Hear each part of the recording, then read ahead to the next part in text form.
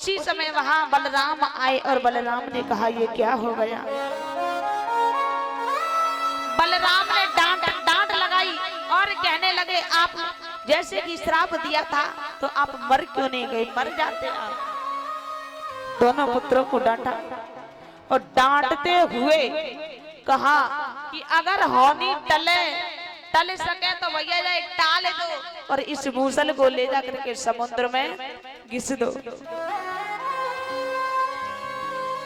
तो महाराज जैसे ही कहा तो यदुवंशी उस मूसल को लेकर के आए, समुद्र के किनारे घिसने लगे। लेकिन घिसने से जो मूसल की रज छूटी उसी रज से भैया पटेला नाम की घास बनी और घिसते घिसते एक छोटी सी कील बची हुई थी और उस कील को समुद्र में फेंक दिया। लेकिन जैसे ही समुद्र में उस कील को फेंका तो उस कील को एक मछली ने निगल लिया। श्री सुखदेव जी कहने लगे राजन जैसे कि मछली ने निगल लिया, इधर में उग्रसेन ने पूरी द्वारकापुरी में ढिढोरा पिटवा दिया कि द्वारकापुरी के बीच में कोई भी न मदिरा पान करेगा और न ही जुआ खेलेगा। लेकिन यदुवंशियों ने सोचा कि राजा का हुक्म है कि महल के अंदर द्वारकापुरी के अंदर नहीं मदिरा पान करना चाहिए और न जुआ खेलना चाहिए, लेकिन समुद्र के किनारे तो कोई रोक नहीं सकता। सभी यदुवंशी मदिरा पान करने के बाद जुआ खेलने के लिए भैया ये गए हैं समुद्र के किनारे। श्री सुखदेव जी कहने लगे राजन जब ये समुद्र के किनारे गए हैं जुआ खेलने लगी और जैसे ही जुआ खेलने लगे तो पहले तो भैया बातें हुई, बातों में गाली गिलोज हुई और गाली गिलोज में भैया घूसा लात घूसा हुए। उसके बाद भैया हथियारों से युद्ध छिड़ गया, यादवों में आपस में युद्ध छिड़ गया। तो महाराज जैसे कि युद्ध छिड़ गया और जब हथियार भी ना रहे तो भैया जो पटेला घास जो रज से उगी हुई थी उसे लिया है और आपस में मारने लगे। श्री सुखदेव जी वर्णन करने लगे राजन इस प्रकार से सभी यदुवंशी मारे गए। इधर में पता चला है भगवान को, महाराज पता चला है इन सब बातों के बारे में उग्रसेन को, तो उग्रसेन ने अपने प्राणों को त्याग दिया। और पता चला बलराम भैया को कि नाना उग्रसेन अब इस दुनिया में नहीं रहे, तो उसी समय बलराम जी समुद्र के किनारे गए और जाकर के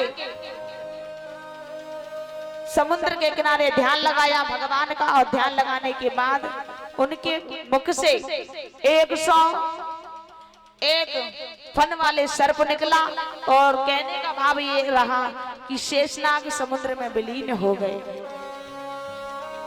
श्री सुखदेव जी कहने लगे राजन अब बारी है कन्हैया की। कन्हैया कहने लगे कि हमें भी चलना चाहिए, अब हमारा समय हो चुका है जाने का। लेकिन जैसे ही कहा तो उसी समय धर्मराज आए। धर्मराज ने कहा कन्हैया आप हमें छोड़ करके जा रहे हो, लेकिन एक बात याद रखना। धर्मराज कहने लगे जाते हो भगवान पर ऐसा ही उस जगह रहे हमारो ध्यान। भगवान आपने हमारी यहाँ रक्षा की, हर पल हमारा ध्यान रखा, ऐसे ही भगवान वहां जाने के बाद भी हमारा ख्याल रखते रहना। श्री सुखदेव जी कहने लगे राजन भगवान पहुंचे हैं वन में और वन में जाकर के एक वृक्ष के नीचे अपने चरण पर चढ़, अपने पैरों को चरण को रख करके जैसे कि बैठे, तो भैया भगवान के पैर में पद्म चिन्ह चमक रहा था। तो जरा नाम का बहेलिया आया और जो कील समुद्र में फेंकी थी उसी कील को भैया उसने अपने बाण में फिट कर लिया।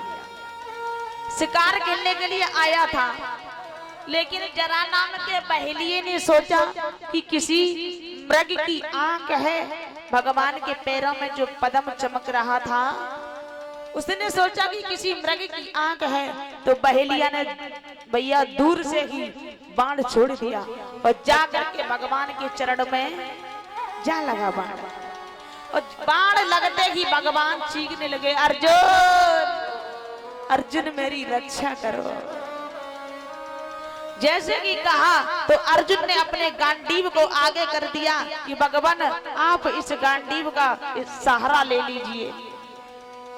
तो भगवान ने कहा, अर्जुन धन्य है अर्जुन तू कि जब जब तेरे ऊपर कष्ट आए, तेरे ऊपर विपत्ति आई, तो मैं लड़ता रहा, मैं तेरे साथ रहा, और आज मेरे ऊपर विपत्ति आई है तो तू मुझे गांडीव दिखा रहा है। अर्जुन तुझे अभी पता नहीं है कि ये गांडीव किसके बल से चलता था। अर्जुन देख, ये